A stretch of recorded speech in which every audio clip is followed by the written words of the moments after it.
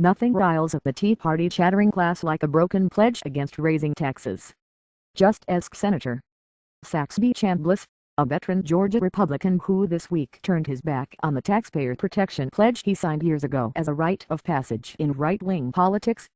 Immediately labeled worthless and a liar on the website Tea Party Nation, Chambliss symbolizes the political conundrum facing GOP leaders after President Barack Obama's re-election. After years of opposing higher taxes on anyone, Republicans now are under pressure to work out a comprehensive agreement to reduce the nation's chronic federal deficits and debt. That means a compromise with Obama and Democrats, who insist on more tax revenue being part of a package that includes spending cuts and entitlement reforms. Congress returns to Washington next week after the Thanksgiving break with just over a month to work out the blueprint for a deal that would avoid the so-called fiscal cliff, a combination of steep across-the-board spending cuts and tax increases set to occur at the end of the year. Facing imminent unpopular scenarios such as higher taxes for everyone and further cuts in military spending, the negotiations taking place behind closed doors in Washington have new impetus to produce results. Obama's victory this month with a slightly stronger Democratic majority in the Senate and a slightly weaker Republican majority in the House signaled general public acceptance of the president's main campaign theme, raising more tax revenue from the rich as part of a deficit reduction package. In particular, Obama and Democrats insist that wealthy Americans, so far identified as those with income higher than $200,000 for individuals or $250,000 for families, should pay more taxes than they do now so that rates for everyone else stay the same. However, the new Congress to be seated in January includes 39 senators, including Chambliss, and 219 House members who have signed the anti-tax pledge pushed by Grover Norquist of Americans for Tax Reform, according to the group's website.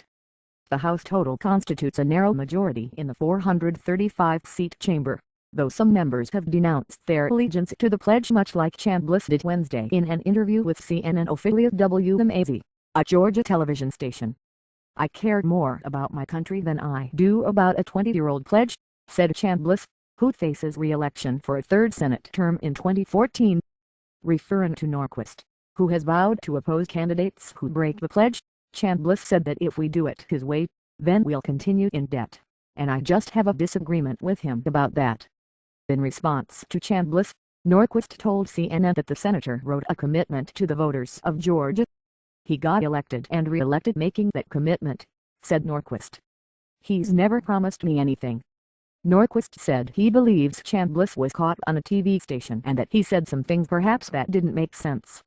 If the senator wants to change his mind and become a tax increaser, Norquist said, he needs to have that conversation with the people of Georgia. Fiscal cliff helps mend Obama-CEO relations. Chambliss acknowledged that Norquist and Americans for Tax Reform will likely work against his re-election because of the issue.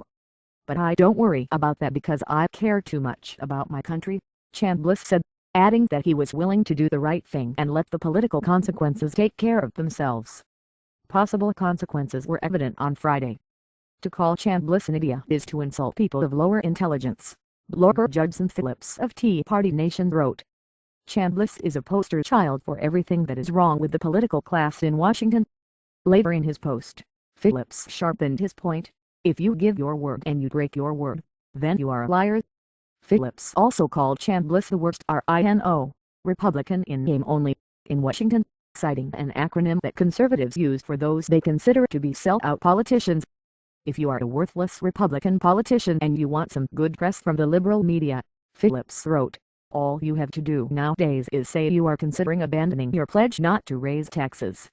However, other conservative voices, including veteran Senator Tom Coburn of Oklahoma, have questioned whether the Norquist pledge remains politically relevant in the face of the mounting federal debt and Obama's re-election. William Kristol, the editor of the Weekly Standard, said after the November 6 vote that Republicans should consider going along with the president's call for making the wealthy pay higher taxes, telling Fox News Sunday that it wouldn't kill the country. On the same program, GOP Senator Bob Corker of Tennessee said the yin and the yang of this is that we know there has to be revenues. "I haven't met a wealthy Republican or Democrat in Tennessee that's not willing to contribute more as long as they know we solve the problem," Corker noted, adding that reforming entitlement programs such as Medicare, the government-run health care system for senior citizens, was another key part of the package. Norquist and other conservatives argue that shrinking the government is the only way to properly address the deficit issue. Their mantra is that America spends too much on government, not that it collects too little in taxes.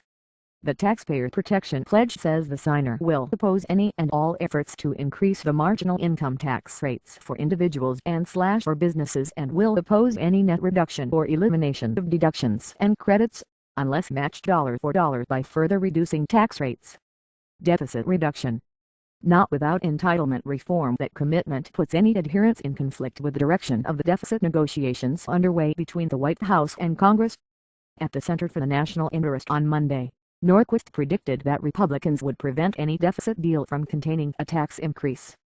Long the defining difference between Democrats and Republicans, the tax issue has stymied efforts to work out a deficit deal for the past 2 years. Obama and House Speaker John Boehner came close to agreement last year before conservative rejection of any increased revenue and liberal resistance to entitlement reform scuttled the effort. Boehner, the Ohio Republican who has emerged as party leader in the deficit talks, agrees to the concept of increased revenue, though he and Senate Minority Leader Mitch McConnell of Kentucky both remained opposed to actually raising tax rates. Instead, they propose broad tax reform that will lower rates while eliminating unspecified loopholes and exemptions to spur economic growth that they say will result in more overall government revenue. Chambliss, whose voting record got a perfect rating in 2010 from the American Conservative Union, has played a supporting role in the deficit debate. He joined colleagues from both parties in the so-called Gang of Six senators trying to work out a comprehensive deal on the sidelines of the main talks between the White House and Congress.